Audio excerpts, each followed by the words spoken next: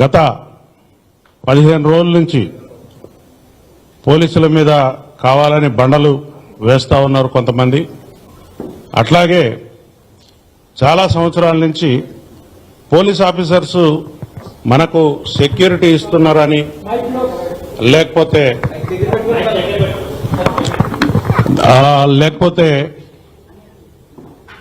ప్రజలను రక్షించడంలో నిమగ్నమై ఉన్న పోలీస్ ఆఫీసర్స్ మీద అవాకులు చవాకులు పేరుతో వారి యొక్క ఆత్మస్థైర్యాన్ని దెబ్బతీయడం కోసం చాలా మంది ఒక విధంగా చెప్పాలంటే బడా బాబులు అంటే డబ్బు మదంతో పోలీసు ఆఫీసర్స్ మీద అవాకులు చవాకులు పేలుతా ఉన్నారు. ఈ మధ్య కాలంలో వారి యొక్క ఇన్వెస్టిగేషన్ కూడా ప్రభావితం చేసే విధంగా మాటలు మాట్లాడుతూ ఉన్నారు. కొంతమంది ప్రెస్ కాన్ఫరెన్స్లు పెట్టి కూడా ముద్దాయిలుగా ఉన్నవాళ్ళు, కోర్టుల ముందు ముద్దాయిలుగా ఉన్నవాళ్ళు కూడా ప్రెస్ కాన్ఫరెన్స్లు పెట్టి మేము ఇది జడ్జిల పోస్టు వీళ్ళే చేస్తూ కొన్ని సంఘటనలను వీళ్ళు ప్రజల ముందు తప్పుగా ఎక్స్పోజ్ చేస్తూ ఉన్నారు. ఉదాహరణకు నిన్న ఒక ఫిల్మ్ యాక్టర్ ఒక ప్రెస్ మీట్ పెట్టి ఇది యాక్సిడెంట్ ఎవరు తప్పలేదని చెప్తా ఉన్నాడు. ఆయన జడ్జి పదవి వహించి చెప్తా ఉన్నాడు. మరి ఇట్లాంటి వాటిని మన ప్రసారాలు కూడా ఎట్లా పడితే అట్లా ప్రసారం చేయడం అనేది ప్రజల్లోకి తప్పుడు సంకేతాలు పోతాయి. ఇప్పుడు ఎవరైనా కూడా అతని మీద ఎవరికి పగుండదు. ఆయన చేసే పని ఏదైతే ఉన్నదో ఇది ప్రజలకు, రాజ్యాంగానికి, చట్టాలకు లోబడి ఉందా లేదా అనేది వాళ్ళు తెలుసుకోవాలి ఫస్ట్. ఎందుకంటే ఆయన పాలు తాగే పిల్లోడు కాదు. 40 సంవత్సరాల పైబడ్డ వ్యక్తి ఎంత జాగ్రత్తగా ప్రవర్తించాలి, ఎంత హుందాగా ప్రవర్తించాలి. ఒక సెలబ్రిటీగా ఉన్న వ్యక్తి చట్టాలను చదువుకోవాలి, అతని యొక్క పరిధులు తెలుసుకోవాలి. చట్టం నీకు స్వేచ్ఛగా పరిగెత్తవలసిన అవకాశం ఇచ్చిందని మనం ట్రాఫిక్ సిగ్నల్స్ చేస్తుంటే ఎర్ర సిగ్నల్ పడ్డ తర్వాత కూడా మనం పరిగెత్తుకుంటూ వెళ్తామా? వెళ్ళం. అట్లాగే మన పరిధులను మనం ఏర్పాటు చేసుకుని పని చేసుకుంటూ పోతే నీకు ఏం ప్రాబ్లం ఉండదు, సమాజానికి కూడా ఏం ప్రాబ్లం ఉండదు. ఇవాళ మేము ప్రెస్ మీట్ పెట్టి మొత్తుకునే అవసరం కూడా ఉండదు. 1,30,000 మంది పోలీస్ కుటుంబాలు ఉన్నాయి. ఒక బందోబస్తు నిర్వహించాలని అంటే దాదాపు ఒక 1 వీక్ నుంచి ఆ స్కీమ్ను వేసుకుంటాం. మేము 1 వీక్ నుంచి ఆ స్కీమ్ వేసుకుని ఆ స్కీమ్ ప్రకారంగా డిప్లాయ్మెంట్ చేస్తాం. ఒక పోలీస్ స్టేషన్ పరిధిలో 20 నుంచి 50 మంది కానిస్టేబుల్ ఉంటారు. మిగిలిన ఆఫీసర్స్ ఒక 10 మంది, అట్లా 50 నుంచి 60 మంది సిబ్బంది మాత్రమే ఉంటారు. ఒక ఏరియాలో ఏదైనా ఒక జనం గుమిగూడే పరిస్థితి వచ్చినప్పుడు దానికి తగ్గట్టుగా బందోబస్తు చేసుకోవడం కోసం మాకు చాలా విధి విధానాలు ఉంటాయి. ఇప్పుడు నాకు అర్జెంటుగా ఉంది కాబట్టి, నాకు అర్జెన్సీ ఉంది కాబట్టి నాకు బందోబస్తు ఇవ్వండి, నేను ఒక 1,00,000 మందిని జమ చేసుకుంటా, 10,000 మందిని జమ చేసుకుంటా అంటే అప్పటికప్పుడు సాధ్యం కాని విషయం అది. దానికి ఒక ప్రొసీజర్ ఉంటుంది. ఆ ప్రొసీజర్ ప్రకారమే పోవాల్సి ఉంటుంది. కానీ మేము కాగితం ఇచ్చేసినాం, మరి పర్మిషన్ వచ్చిందా లేదా అనే విషయాన్ని కూడా పక్కకు పెట్టేసి మేము కాగితం ఇచ్చినాం, వెంటనే మీరు బందోబస్తు చేసుకోవాలి, నాకు అక్కడ ఎటువంటి నష్టం జరగకుండా చూడాలి అనే ఒక పద్ధతిలో కొంతమంది ప్రయత్నం చేయడం అనేది మంచి పద్ధతి కాదు. నేను ఈ ప్రెస్ మీట్ సందర్భంగా ముఖ్యంగా పోలీసులను నోటికొచ్చి మాటలు తిడతా ఉన్నారు ఒక్కొక్కడు. కొన్ని సందర్భాల్లో అయితే పొలిటీషియన్లు కూడా బూతులు తిడతా ఉన్నారు పోలీస్ ఆఫీసర్లను. అది మీడియాలో కూడా చాలా సందర్భాల్లో వచ్చింది. కానీ మేము సహించుకుంటూ ఉన్నాం. ఒక్క 10 నిమిషాలు పోలీస్ ఆఫీసర్స్ మేము మాకు ఉద్యోగం చేయమని వదిలిపెట్టిపోతే మీ బతుకులు ఎక్కడుంటాయో ఆలోచించుకోండి. ఎక్కువ తక్కువ చేసి ప్రతిరోజు కూడా మార్నింగ్ 6 o'clock నుంచి మళ్ళా పొద్దుగాల 6 గంటల వరకు పోలీస్ ఆఫీసర్ డ్యూటీ ఉంటుంది. మరి భోజనం చేస్తాడా, మంచినీళ్ళు తాగుతాడా, ఆయనకు ఫెసిలిటీస్ ఉన్నాయా, ఇట్లాంటి వాటి గురించి ఎవ్వరు మాట్లాడరు. ఉన్న వాటిలో పరిసరాలను అర్థం చేసుకుని అక్కడికక్కడనే వాళ్ళు శారీరక అవసరాలు తీర్చుకుంటూ కూడా ఇల్లు వాకిలు పట్టకుండా పనులు చేస్తూ ఉంటారు. అందరూ పండుగలు చేసుకుంటుంటే పోలీస్ ఆఫీసర్ రోడ్ల మీద ఉంటాడు. అందరూ ఎంజాయ్ చేస్తా ఉంటే పోలీస్ ఆఫీసర్ బయట గేటు దగ్గర ఉంటాడు. ఎందుకు? Trained officers. ఈ సమాజం కోసం ట్రైనింగ్ ఇచ్చిన ఒక వ్యక్తి ఆయన అన్ని పరిస్థితులను తట్టుకుని నిలబడతాడనే ఒక ఉద్దేశంతో ఆయన పనిచేస్తాడు. కానీ మేము కూడా మనుషులమే, మాకు కూడా ఆకలి ఉంటుంది, దప్పిక ఉంటుంది, ఫ్యామిలీ ఉంటుంది, అన్ని విషయాలు ఉంటాయి. మరి మా యొక్క స్థితిని వీళ్ళు గమనించకుండా ఏదో ఒక నోటికొచ్చిన మాట మాట్లాడి అవమానపరచడం కోసం ప్రయత్నం చేస్తా ఉన్నారు. ఇది మంచి పద్ధతి కాదు. ఎవరి మీద ఎవరికి కోపాలు ఉండవు, తాపాలు ఉండవు. నువ్వు చట్టాన్ని అనుగుణంగా పనిచేస్తే నీకు ఒక మర్యాద ఉంటుంది. చట్ట ప్రకారం పోకపోతే మీకు రెస్పెక్ట్ ఉండదు. సింపుల్ విషయం ఇది. మీరు నాకు అక్కడ ఒక ఇన్సిడెంట్, నేను ప్రత్యక్షంగా చూడలేదు, కానీ ఆయన ప్రతి విషయాన్ని కూడా ప్రతి నిమిషానికి ప్రెస్ మీట్లు పెట్టడం, ఆయనకు నచ్చిన విషయాలు చెప్పడం, వదిలేయటం, ఈ సమాజాన్ని గందరగోళపరుస్తా ఉన్నాడు. అసలు ముద్దాయిగా ఉన్నవాడు ప్రెస్ మీట్ పెట్టచ్చా? ఆయనకు అది అధికారం ఉందా? ఆయన వారి యొక్క అభిప్రాయాలను ప్రజల్లో చెప్పచ్చా? ఆయన రిమాండ్ ఖైదీ, ఆయనకు ఇంటర్మ్ బెయిల్ అయితే వచ్చింది, కానీ ప్రెస్ మీట్ పెట్టే అధికారం ఆయనకు ఉన్నదో లేదో నాకు తెలియదు, వారే చెప్పాలి. మరి ఇంకో విషయం కూడా చెప్పారు నిన్న. ఏం చెప్తా ఉన్నాడు? మీలాంటి ఒక మిత్రుడు ఆయనను ప్రశ్న అడిగితే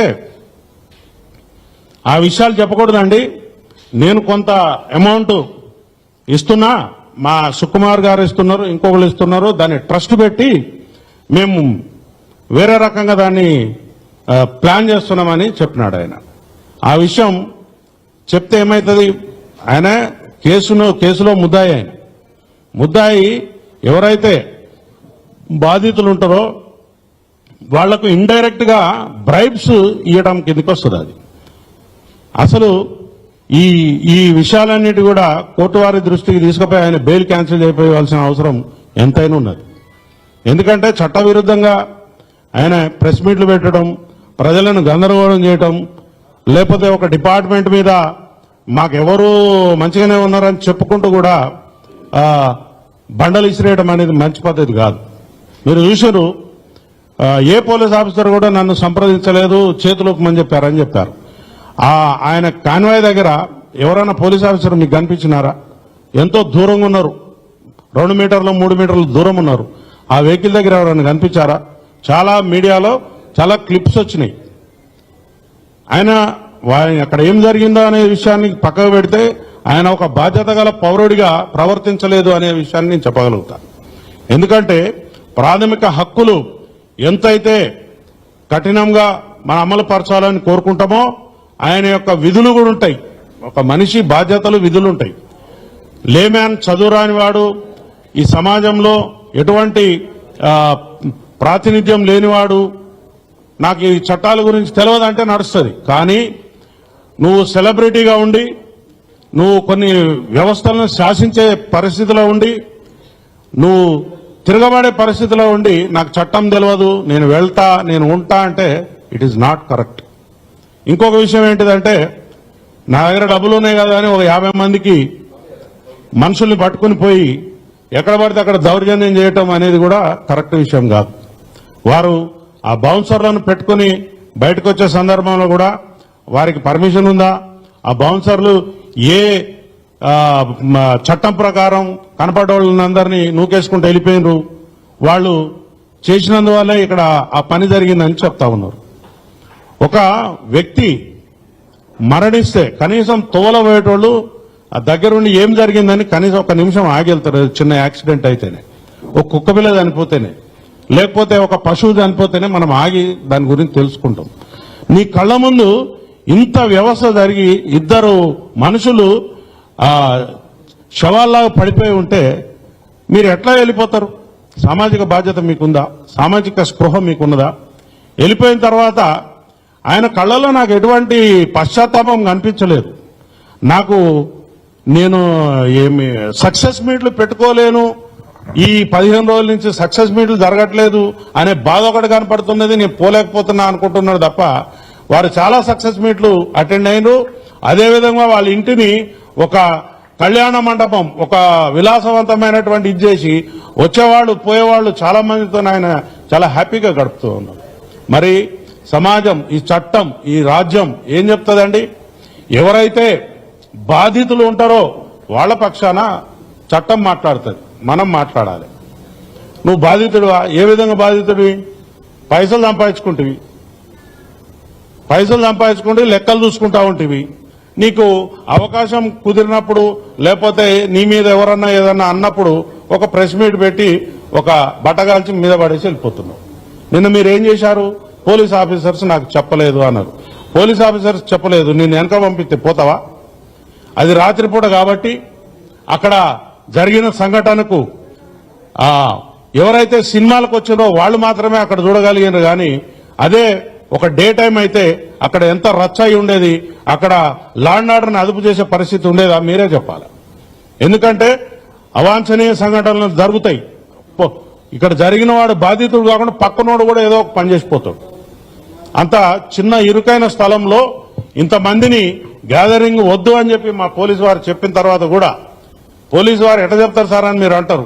ఒక అప్లికేషన్ నా దగ్గరకు వస్తుంది, ఆ అప్లికేషన్ మీద నేను ఎటువంటి రెస్పాన్స్ ఇవ్వకపోతే దాని మీద మీరు మాకు పర్మిషన్ వచ్చిందా లేదా అని కాగితం మీద రాపించుకుని తీసుకుపోవాల్సినటువంటి బాధ్యత ఎవరైతే నిర్వాహకుడు ఉంటాడో అతనికి ఉంటుంది.